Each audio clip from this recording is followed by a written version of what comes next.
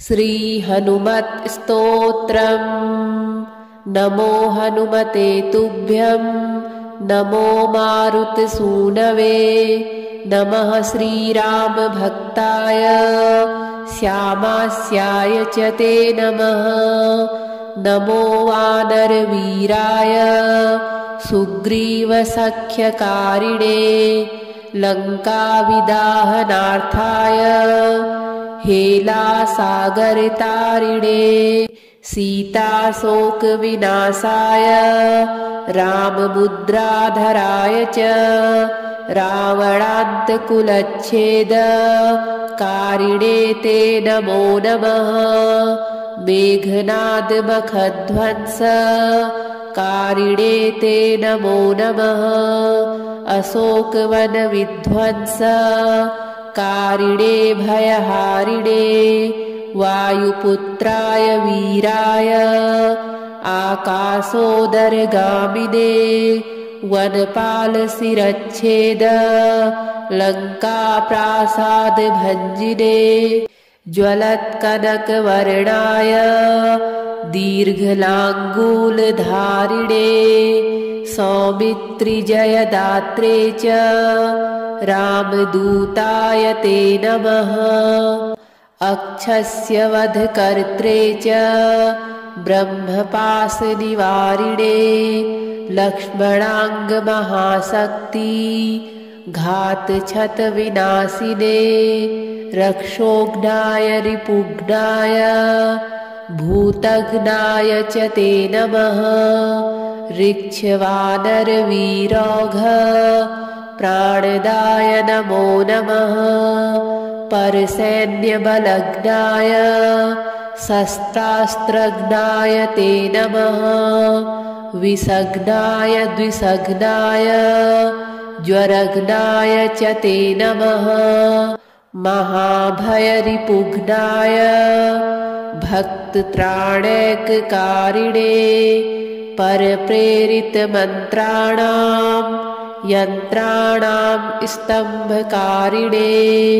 पयःपाषाणतरणकारणाय नमो नमः। बालार्कमण्डलग्रासकारिणे भवतारिणे। नखायुधाय भीमाय दन्तायुधधराय च रिपुमायाविनाशाय रामाज्ञालोकरक्षिणे। प्रतिग्रामस्थितायाथ रक्षोभूतवधार्थिने। करालशैलशस्त्राय द्रुमस्त्राय ते नमः। बालैकब्रह्मचर्याय रुद्रमूर्तिधराय च विहङ्गमाय सर्वाय वज्रदेहाय ते नमः। कौपीनवाससेतुभ्यं रामभक्तिरताय च दक्षिणासाभास्कराय शतचन्द्रोदयात्मने। कृत्याच्छतव्यथाग्नाय सर्वक्लेशहराय च स्वाम्याज्ञापार्थसङ्ग्राम सङ्ख्यो सञ्जयधारिणे। भक्तान्तदिव्यवादेषु सङ्ग्रामे जयदायिने। किल्किलाबुबुकोच्चार घोरशब्दकराय च सर्पाग्निव्याधिसंस्तम्भकारिणे वनचारिणे। सदा वनफलाहार संतृप्ताय विशेषतः महार्णवशिलाबद्ध सेतुबन्धाय ते नमः। वादे विवादे संग्रामे भये घोरे महावने। सिंहव्याघ्रादिचौरेभ्यः स्तोत्रपाठात् भयं नहि। दिव्ये भूतभये व्याधौ विषे स्थावरजङ्गमे। राजशस्त्रभये चोग्रे तथा ग्रहभयेषु च जले सर्वे महावृष्टौ दुर्भिक्षे प्राणसम्प्लवे पठेत् स्तोत्रं प्रमुच्येत भयेभ्यः सर्वतो नरः तस्य क्वापि भयं नास्ति हनुमत्स्तव पाठतः सर्वदा वैत्रिकालं च पठनीयमिदं स्तवम् सर्वान् कामान् वाप्नोति नात्र कार्या विचारणा विभीषणकृतं स्तोत्रम् तारक्षेण समुदीरितं ये पठिष्यन्ति भक्त्या वै सिद्ध्यस्तत्करे स्थिताः नमो हनुमते तुभ्यं नमो मारुतसूनवे नमः श्रीरामभक्ताय श्यामास्याय च ते नमः नमो वानरवीराय सुग्रीवसख्यकारिणे लङ्काविदाहनार्थाय हेलासागरतारिणे सीताशोकविनाशाय राममुद्राधराय च रावणान्तकुलच्छेदकारिणे ते नमो नमः मेघनादमखध्वंसकारिणे ते नमो नमः अशोकवनविध्वंसकारिणे भयहारिणे वायुपुत्राय वीराय आकाशोदरगामिने वनपालशिरच्छेद लङ्काप्रासादभञ्जिने ज्वलत्कनकवर्णाय दीर्घलाङ्गूलधारिणे सौमित्रिजयदात्रे च रामदूताय ते नमः अक्षस्य वधकर्त्रे च ब्रह्मपाशनिवारिणे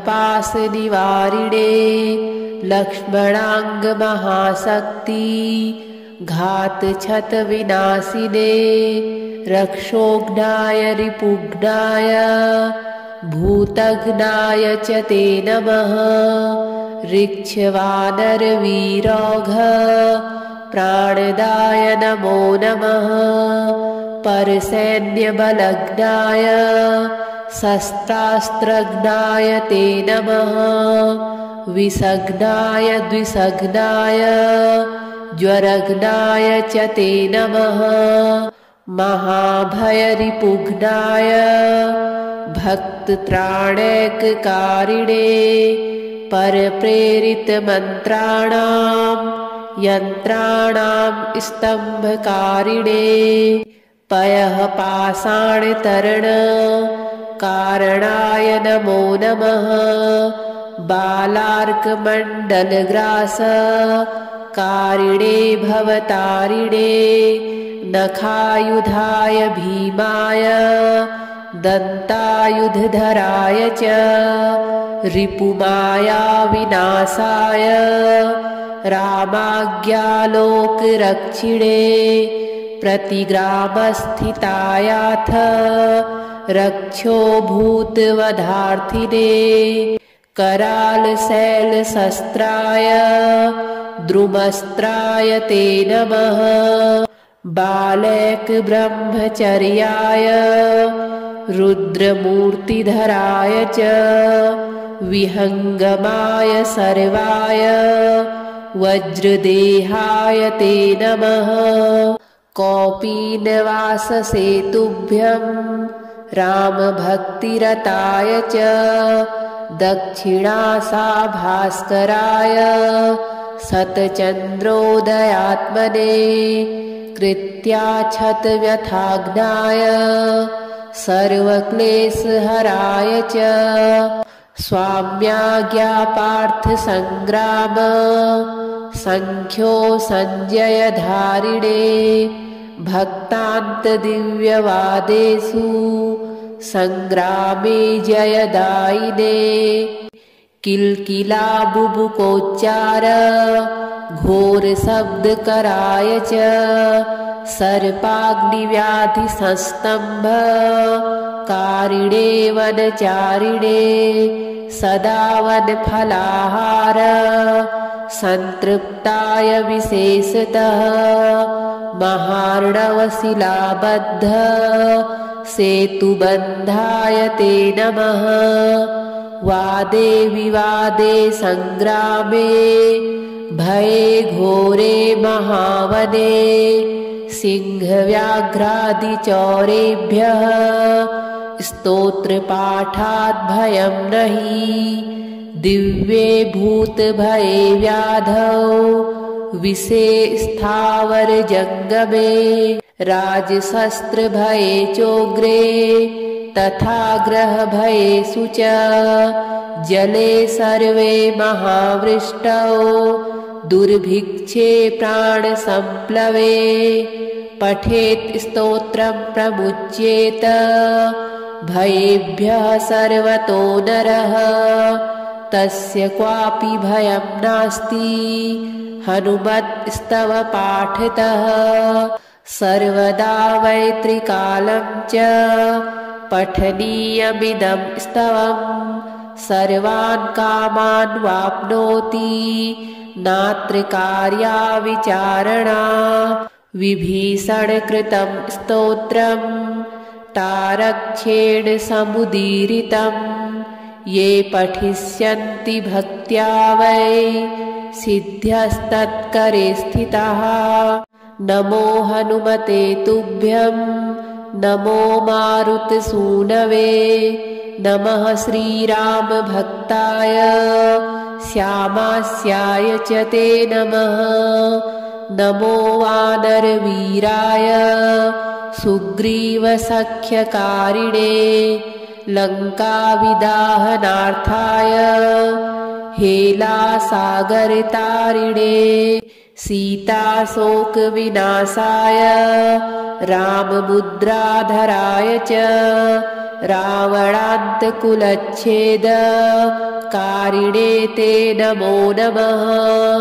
मेघनादमखध्वंसकारिणे ते नमो नमः।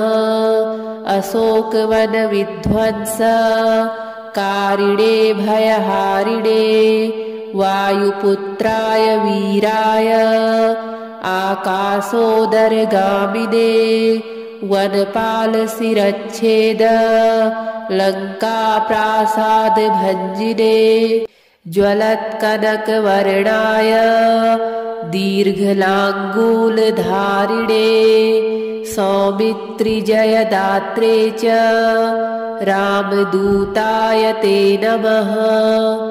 अक्षस्य वधकर्त्रे च ब्रह्मपाशनिवारिणे लक्ष्मणाङ्गमहाशक्ति घातछतविनाशिने रक्षोघ्नाय रिपुघ्नाय भूतघ्नाय च ते नमः। ऋक्षवानरवीरौघ प्राणदाय नमो नमः। परसैन्यबलघ्नाय शस्त्रास्त्रघ्नाय ते नमः।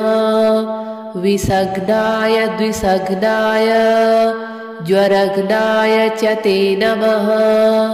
महाभयरिपुघ्नाय भक्तत्राणैककारिणे परप्रेरितमन्त्राणां यन्त्राणां स्तम्भकारिणे पयः पाषाणतरणकारणाय नमो नमः। बालार्कमण्डलग्रासकारिणे भवतारिणे नखायुधाय भीमाय दन्तायुधधराय च रिपुमायाविनाशाय रामाज्ञालोकरक्षिणे प्रतिग्रामस्थितायाथ रक्षो भूतवधार्थिने करालशैलशस्त्राय द्रुमस्त्राय ते नमः। बालैकब्रह्मचर्याय रुद्रमूर्तिधराय च विहङ्गमाय सर्वाय वज्रदेहाय ते नमः। कौपीनवाससे तुभ्यं रामभक्तिरताय च दक्षिणासा भास्कराय सतचन्द्रोदयात्मने कृत्याच्छतव्यथाग्नाय सर्वक्लेशहराय च स्वाम्याज्ञापार्थसङ्ग्राम सङ्ख्यो सञ्जयधारिणे भक्तान्तदिव्यवादेषु सङ्ग्रामे जयदायिने किल्किलाबुबुकोच्चार घोरशब्दकराय च सर्पाग्निव्याधिसंस्तम्भ कारिणे वनचारिणे सदा वनफलाहार सन्तृप्ताय विशेषतः महार्णवशिलाबद्ध सेतुबन्धाय ते नमः। वादे विवादे सङ्ग्रामे भये घोरे महावने सिंहव्याघ्रादिचौरेभ्यः स्तोत्रपाठात् भयं नहि।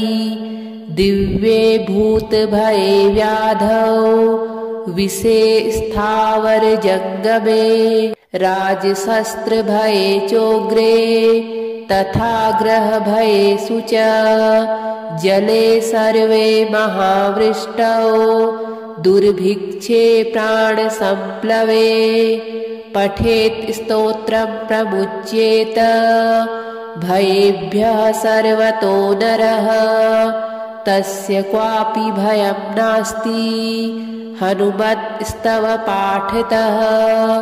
सर्वदा वैत्रिकालं च पठनीयमिदं स्तवं सर्वान् कामान् वाप्नोति नात्र कार्या विचारणा।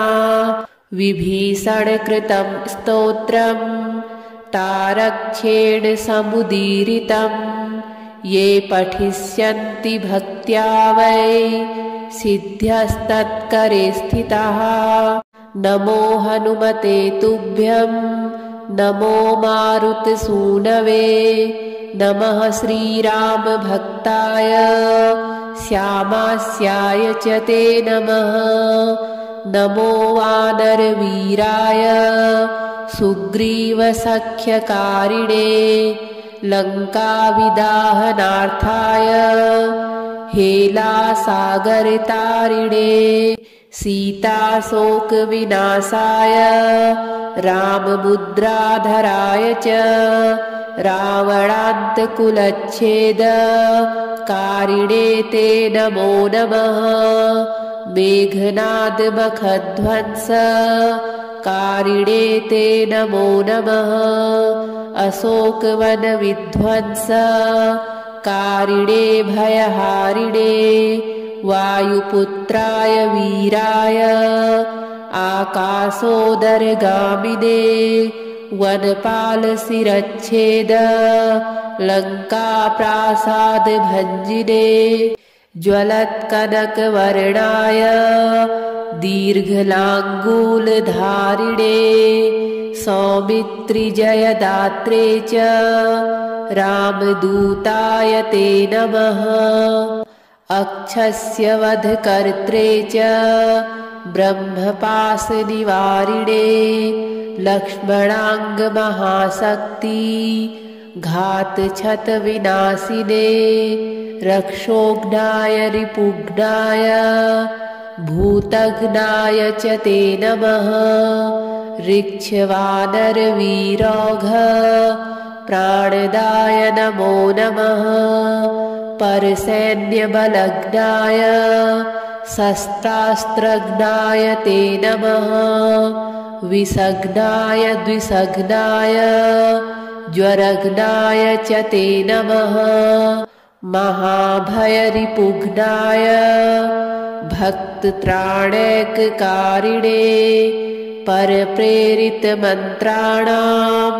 यन्त्राणां स्तम्भकारिणे पयः पाषाणतरण कारणाय नमो नमः बालार्कमण्डलग्रास कारिणे भवतारिणे नखायुधाय भीमाय दन्तायुधधराय च रिपुमाया विनाशाय रामाज्ञालोकरक्षिणे प्रतिग्रामस्थितायाथ रक्षो भूतवधार्थिने करालशैलशस्त्राय द्रुमस्त्राय ते नमः बालैकब्रह्मचर्याय रुद्रमूर्तिधराय च विहङ्गमाय सर्वाय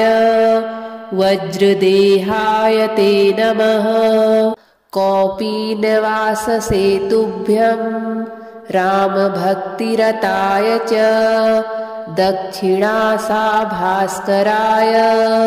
सतचन्द्रोदयात्मने कृत्याच्छतव्यथाग्नाय सर्वक्लेशहराय च स्वाम्याज्ञापार्थसङ्ग्राम सङ्ख्यो सञ्जयधारिणे भक्तान्तदिव्यवादेषु सङ्ग्रामे जयदायिने किल्किलाबुबुकोच्चार घोरशब्दकराय च सर्पाग्निव्याधिसंस्तम्भ कारिणे वनचारिणे सदा वनफलाहार सन्तृप्ताय विशेषतः महार्णवशिलाबद्ध सेतुबन्धाय ते नमः वादे विवादे सङ्ग्रामे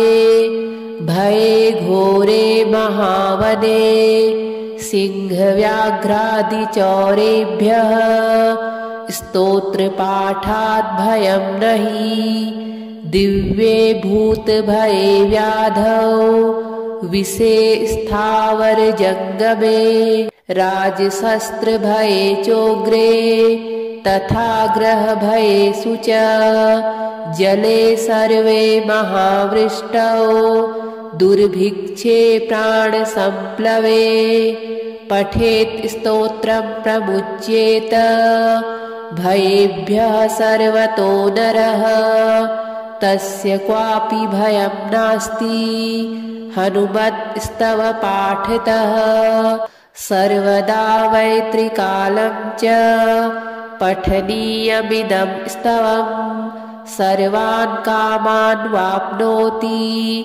नात्र कार्या विचारणा विभीषणकृतं स्तोत्रं तारक्षेण समुदीरितं ये पठिष्यन्ति भक्त्या वै सिद्ध्यस्तत्करे स्थिताः नमो हनुमते तुभ्यं नमो मारुतसूनवे नमः श्रीरामभक्ताय श्यामास्याय च ते नमः नमो वानरवीराय सुग्रीवसख्यकारिणे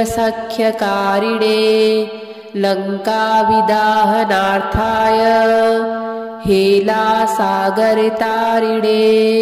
सीताशोकविनाशाय राममुद्राधराय च रावणान्तकुलच्छेद कारिणे ते नमो नमः मेघनादमखध्वंस कारिणे ते नमो नमः अशोकवनविध्वंस कारिणे भयहारिणे वायुपुत्राय वीराय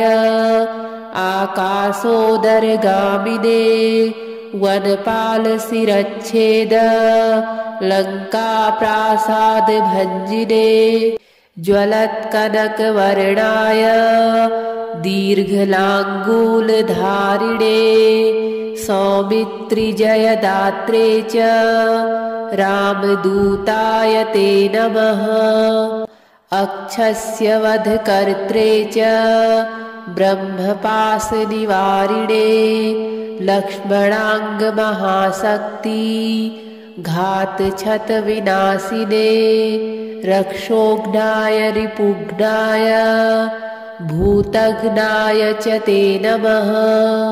ऋक्षवानरवीरौघ प्राणदाय नमो नमः। परसैन्यबलघ्नाय शस्त्रास्त्रघ्नाय ते नमः।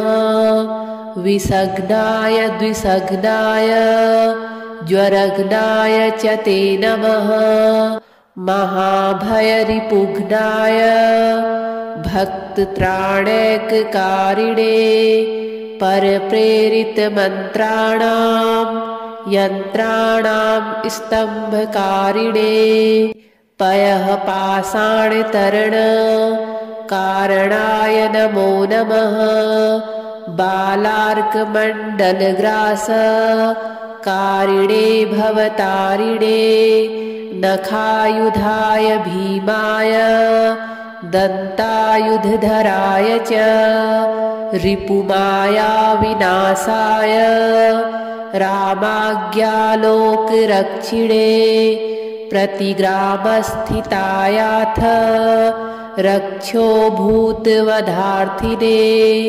करालशैलशस्त्राय द्रुमस्त्राय ते नमः।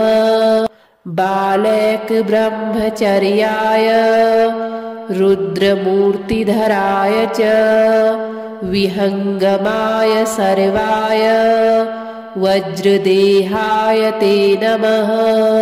कौपीनवाससेतुभ्यं रामभक्तिरताय च दक्षिणासाभास्कराय शतचन्द्रोदयात्मने कृत्याच्छतव्यथाग्नाय सर्वक्लेशहराय च स्वाम्याज्ञापार्थसङ्ग्राम सङ्ख्यो सञ्जयधारिणे भक्तान्तदिव्यवादेषु सङ्ग्रामे जयदायिने किल्किलाबुबुकोच्चार घोरशब्दकराय च सर्पाग्निव्याधिसंस्तम्भ कारिणे वनचारिणे सदा वनफलाहार सन्तृप्ताय विशेषतः महार्णवशिलाबद्ध सेतुबन्धाय ते नमः। वादे विवादे सङ्ग्रामे भये घोरे महावने सिंहव्याघ्रादिचौरेभ्यः स्तोत्रपाठात् भयं नहि।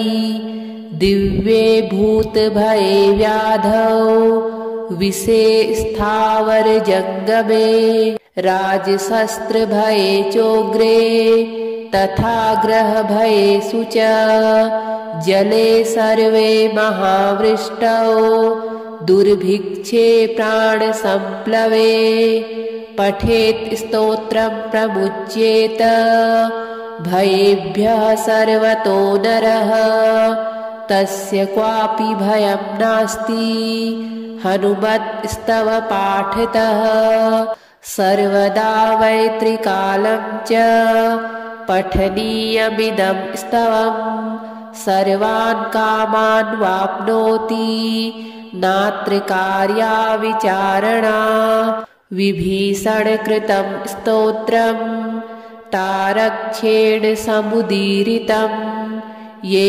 पठिष्यन्ति भक्त्या वै सिद्ध्यस्तत्करे स्थिताः। नमो हनुमते तुभ्यं नमो मारुतसूनवे नमः श्रीरामभक्ताय श्यामास्याय च ते नमः।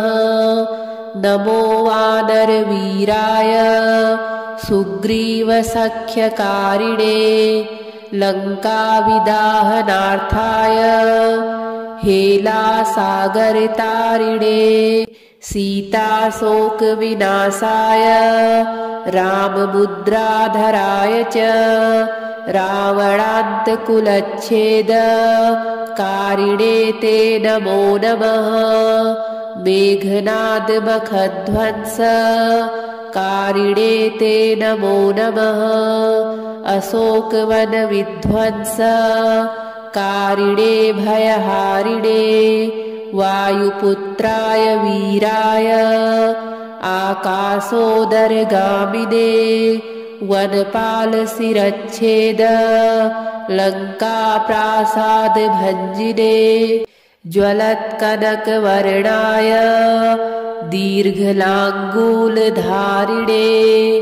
सौमित्रिजयदात्रे च रामदूताय ते नमः। अक्षस्य वधकर्त्रे च ब्रह्मपाशनिवारिणे लक्ष्मणाङ्गमहाशक्ति घातछतविनाशिने रक्षोघ्नाय रिपुघ्नाय भूतघ्नाय च ते नमः। ऋक्षवानरवीरौघ प्राणदाय नमो नमः।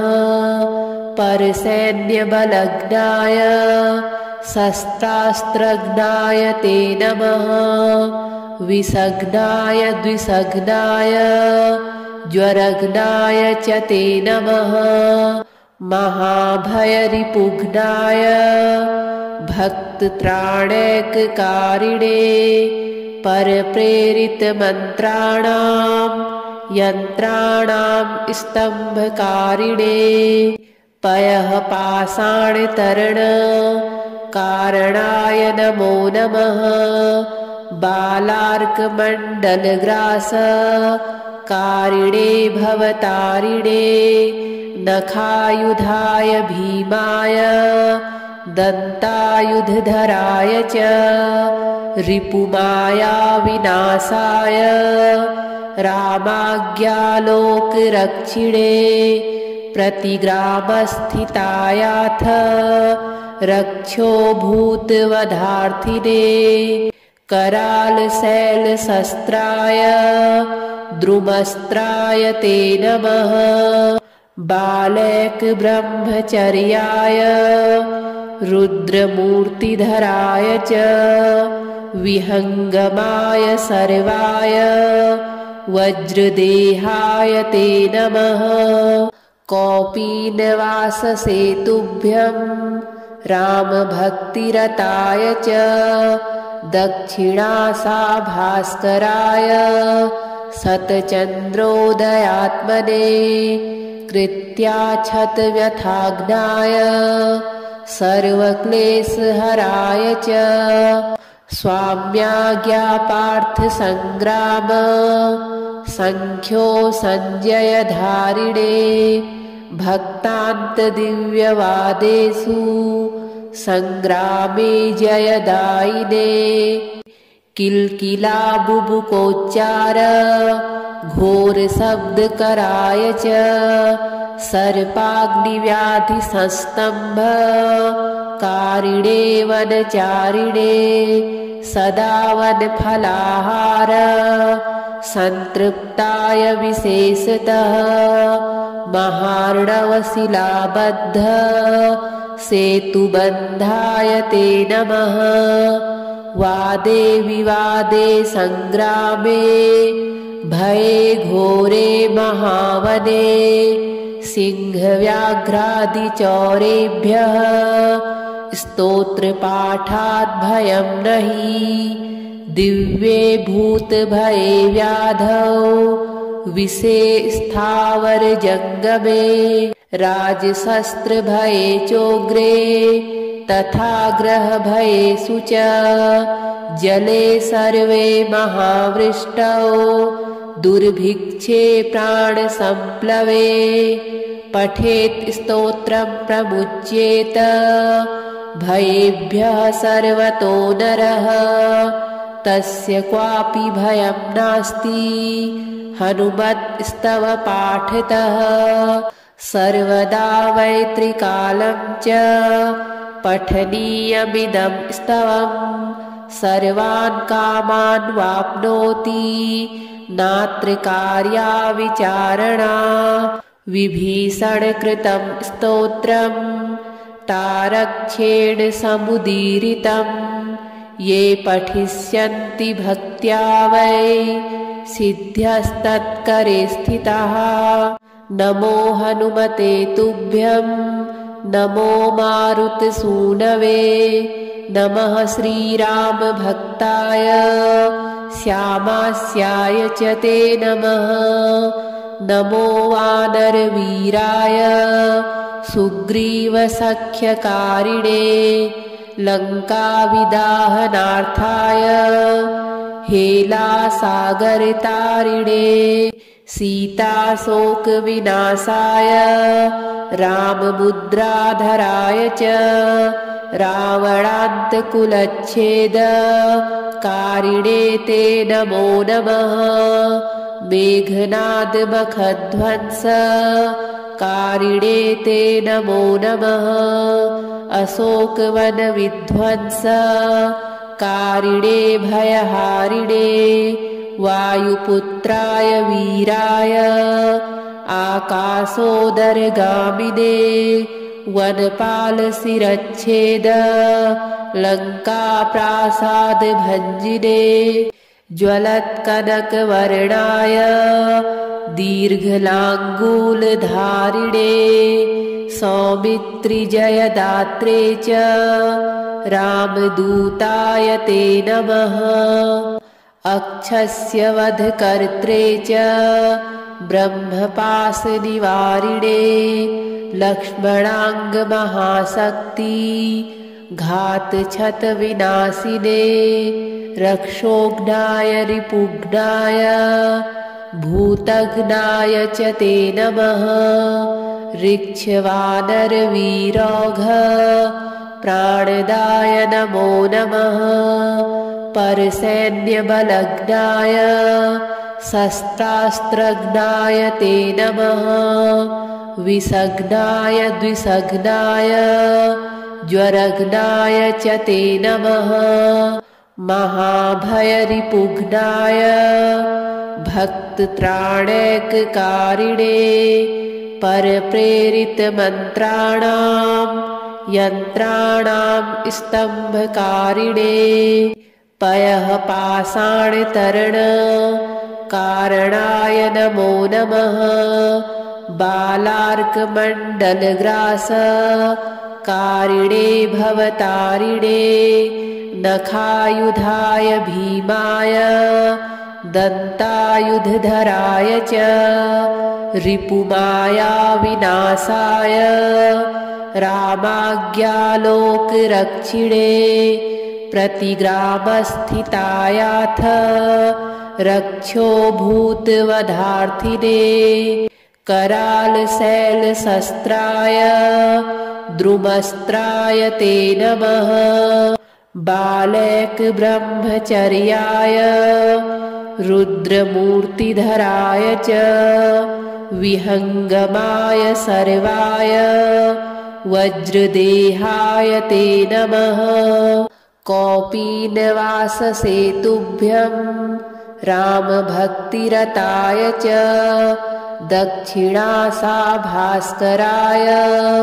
शतचन्द्रोदयात्मने कृत्याच्छतव्यथाग्नाय सर्वक्लेशहराय च स्वाम्याज्ञापार्थसङ्ग्राम सङ्ख्यो सञ्जयधारिणे भक्तान्तदिव्यवादेषु सङ्ग्रामे जयदायिने किल्किलाबुबुकोच्चार घोरशब्दकराय च सर्पाग्निव्याधिसंस्तम्भकारिणे वनचारिणे सदा वनफलाहार संतृप्ताय विशेषतः महार्णवशिलाबद्ध सेतुबन्धाय ते नमः।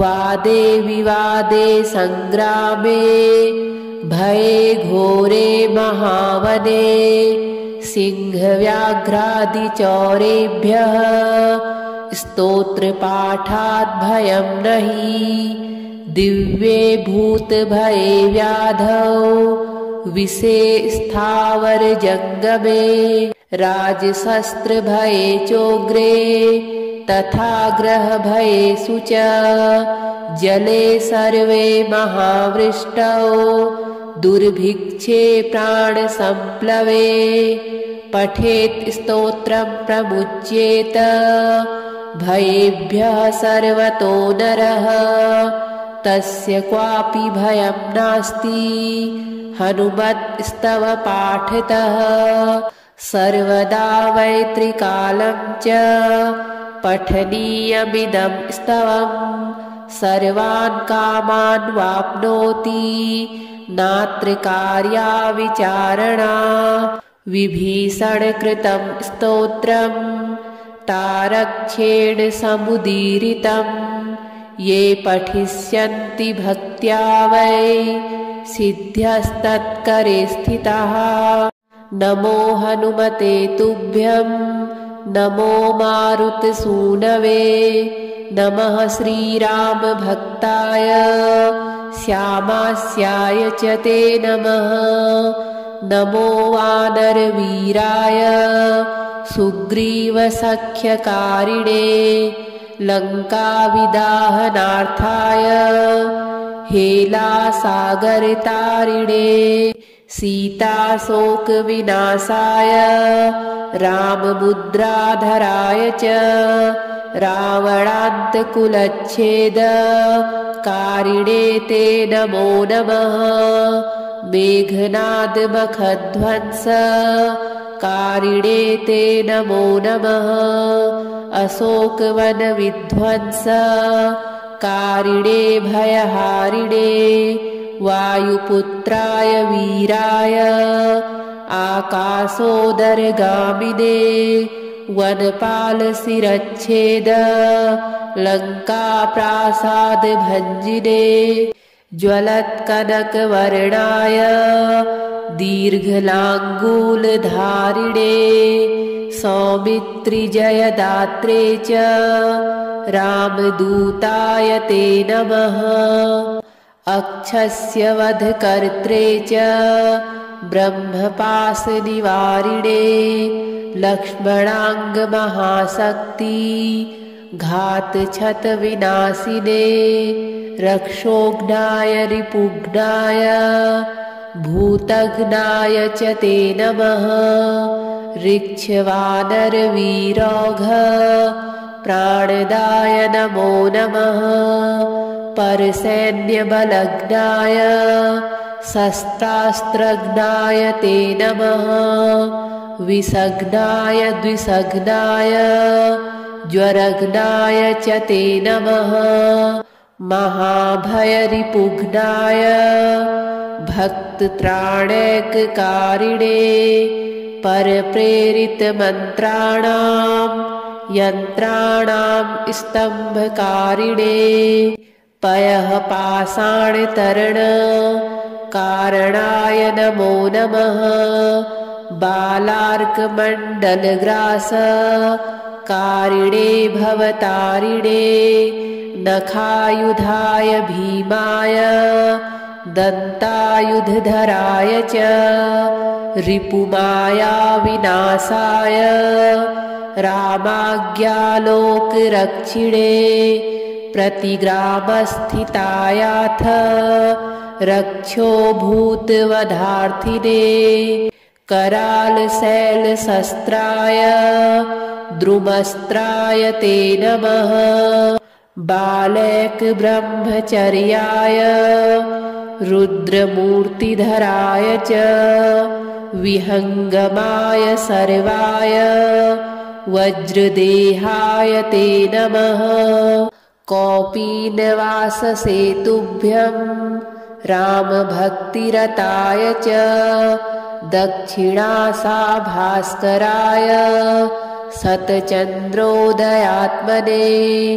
कृत्याच्छतव्यथाग्नाय सर्वक्लेशहराय च स्वाम्याज्ञापार्थसङ्ग्राम सङ्ख्यो सञ्जयधारिणे भक्तान्तदिव्यवादेषु सङ्ग्रामे जयदायिने किल्किलाबुबुकोच्चार घोरशब्दकराय च सर्पाग्निव्याधिसंस्तम्भ कारिणे वनचारिणे सदा वनफलाहार सन्तृप्ताय विशेषतः महार्णवशिलाबद्ध सेतुबन्धाय ते नमः वादे विवादे सङ्ग्रामे भये घोरे महावने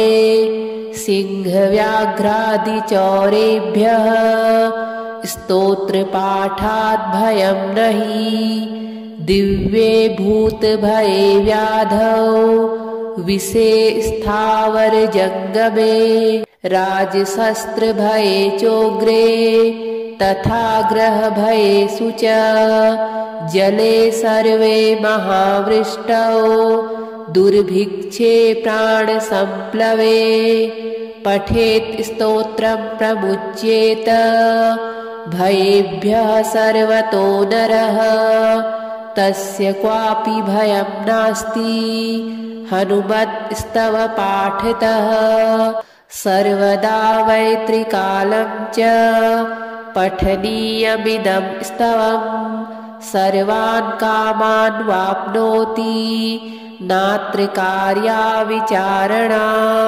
विभीषणकृतं स्तोत्रं तारक्षेण समुदीरितं ये पठिष्यन्ति भक्त्या वै सिद्ध्यस्तत्करे स्थिताः।